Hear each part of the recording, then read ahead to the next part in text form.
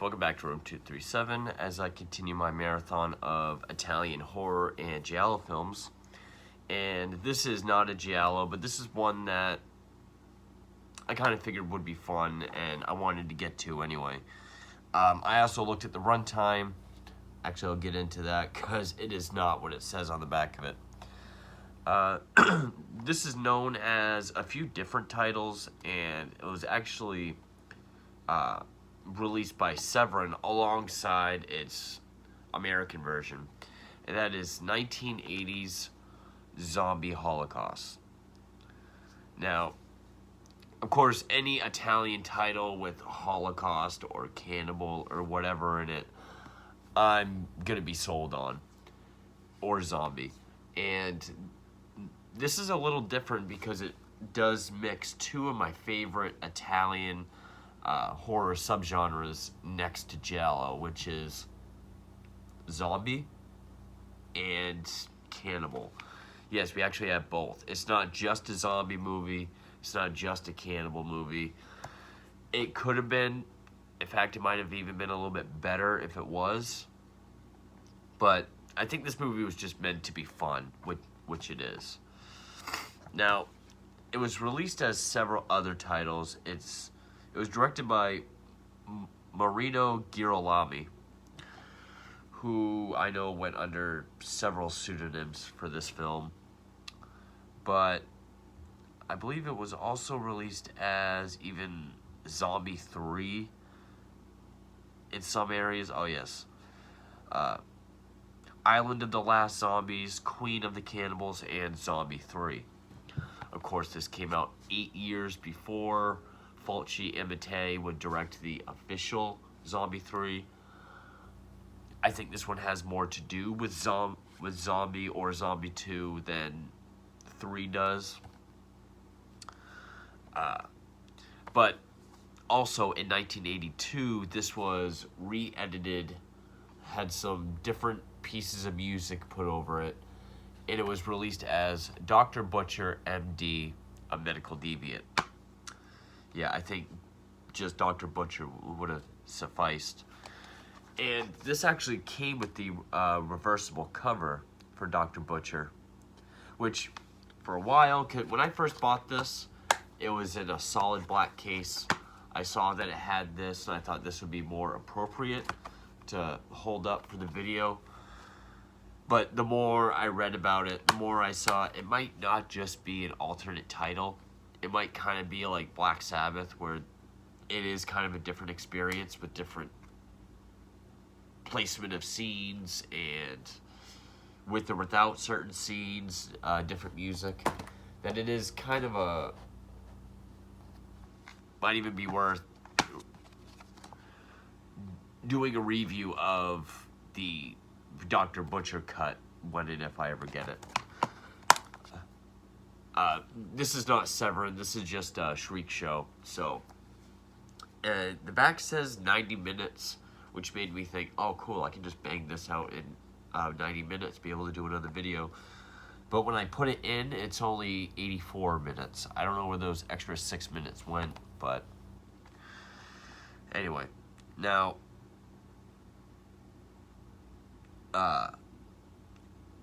Chaz Balin of Deep Red Magazine, Gore Score 2001. On the cover, he says he gives this 3 skulls as a film, but 10 on the splatter scale. I will say this is a pretty fun splatter movie. This is a fun cannibal zombie movie. If you're going into it for story or for characters, let that shit go. A lot of movies like that. Zombie movies, especially cheaper ones, slasher films, you gotta let a lot of stuff go. They're just meant to be entertaining.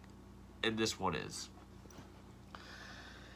This one does remind me a lot of Fulci's Zombie because it does start off in the city and then we go into the tropics or like the exotic, some sort of exotic island, which in this is somewhere in the Indies or Andes, whichever. and they encounter both cannibals and zombies. The zombies, there's really not much of them or much of what they do in this. I was left with more questions than answers at the end of the film because I was looking towards story. But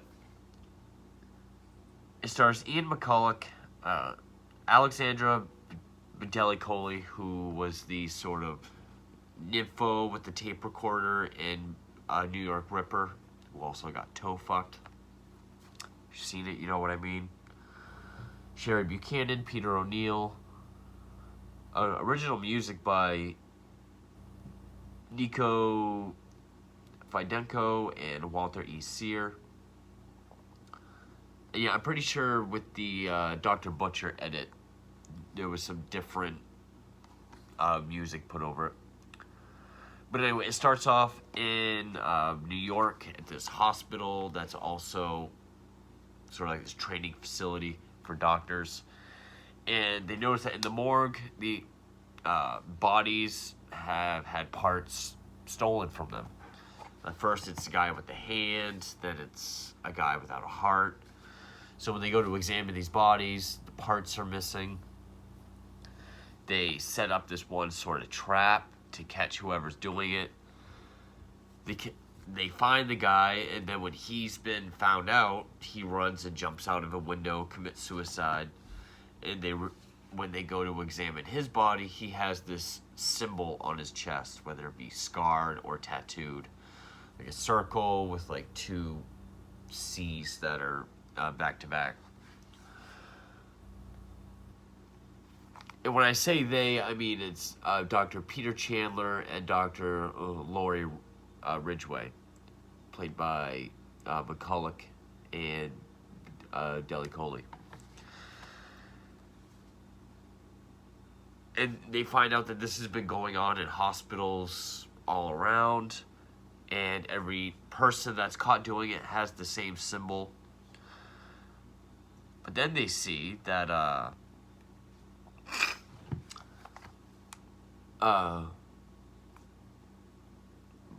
Deli-Coley, who plays Laurie, realizes that the symbol is specific to this tribe out in the West Andes,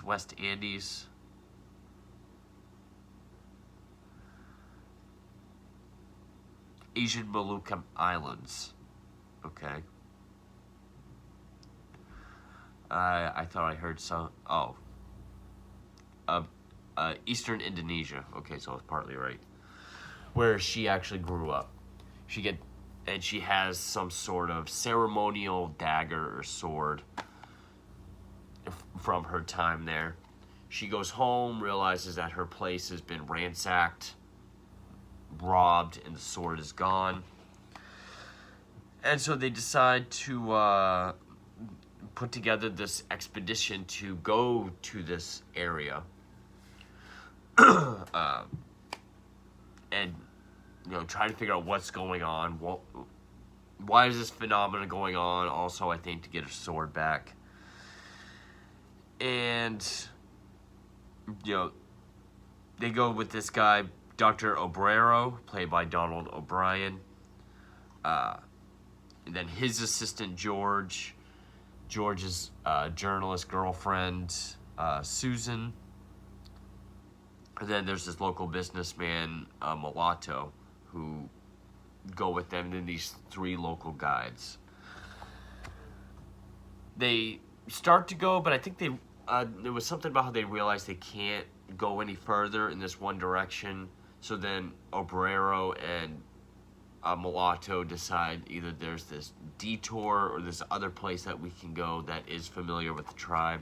So they go, and as soon as they land or as soon as they get there, they're hunted by this cannibalistic tribe. Now, this cannibalistic tribe might as well just be zombies, because as soon as they get up to you, they'll start tearing you apart and eating you. Nothing really tribesy about them. there is one part where they get Laurie and they bring her back to like their village, but other than that, they either swarm around you or they go up to you where their booby trap has gone off and they just start eating you. Like, this one guy steps on a tripwire which sets up this bamboo rack. It's full of spikes, so it impales through the guy. They come up to him, they slit his throat, they knife him all the way down, they rip his guts out and start eating him. And every time they start to eat like the organs of people, the camera angle starts going into like these crazy ultra close, like way up. I don't know if it was attempting to make it look more realistic, but I was like, all right.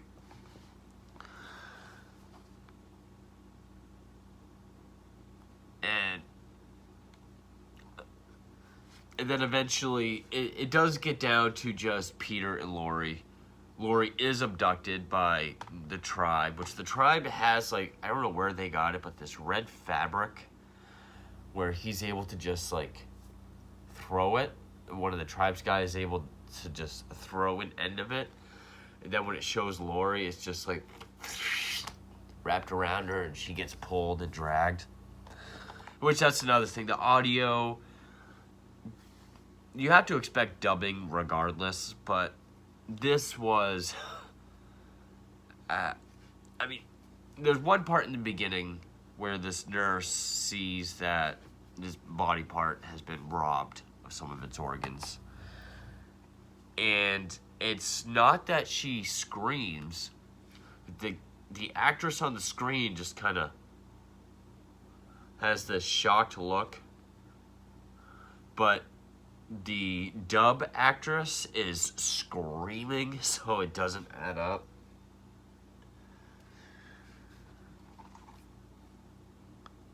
This movie does seem kind of rushed. I mean, at one point we do get to the zombies, and the zombies are either just kind of doing like the George Romero kind of lumbering around, or they're doing like the Frankenstein monster. And they're really slow. People usually just run past them. The effects, I mean, the effects, there was another guy who got booby-trapped by the tribe. And this one tribe's guy goes up to his eyes and, like, digs his fingers in to pull his eyeballs out. But the way he does it, it looks like, I mean, the head looks fine, but the way his fingers just break through, it almost looks like paper mache. Like, just instantly, okay, he's already through, now he's taking the eyeballs out. Eventually, Laurie and Peter find this this hut or this shack where there's Dr. Obrero, who has taken the girlfriend of the assistant and, you know, he's scalped her. Which, there is one scene where they think they found Susan, so Laurie goes to, you know, touch her shoulder and lean her up, and when she goes like this, we see it's a zombie with a head full of, you know, Susan's hair, and it was like scalped. So we see Susan is strapped down on this table in this hut with Dr. Obrero. She's scalped, and he's talking into this tape recorder about what he's gonna do. She keeps screaming, so he puts the dentist things in her, pulls some teeth out. He's got this dead guy next to her, talks about how he's gonna put her brain in his body, and we find he's the one that's been experimenting with these bodies. Spoiler alert, but I mean, it's not a giallo. I should have said spoiler alert ahead of time. You could probably tell. I mean, this movie is not bent on story or characters. It really just wants to show the carnage. And I mean, there is one scene. I mean, there is one scene when they do kill one of the natives, and he gets a machete in the head. That is a lot like Dawn of the Dead. Now, there was one scene where, when Laurie is taken back by the tribe, she's standing there nude, and they're painting these designs all down her, seemingly for like a wedding. And then eventually, when it's just Peter, the tribe's people storm in and they start to attack. Oh, you find out that the business guy Mulatto was in cahoots with Abrero with getting people to go there. Abrero's been creating these zombies. So all the zombies we see were his creations. And his whole deal is he wants to extend human life. He says, I think I might be able to extend human life with another plus 100 years. But the tribe's people storm the building. They kind of save Peter, or he's able to escape. They kill the other zombies, which this movie does try to have the selling point of cannibals versus zombies. It's really the last 60 seconds, if anything. But it still is a cool concept. I don't think we really do get to see what happens to Dr. Obrero. He's kind of held down by the tribes people. Oh, but yeah, Laurie is accepted as queen of the cannibals.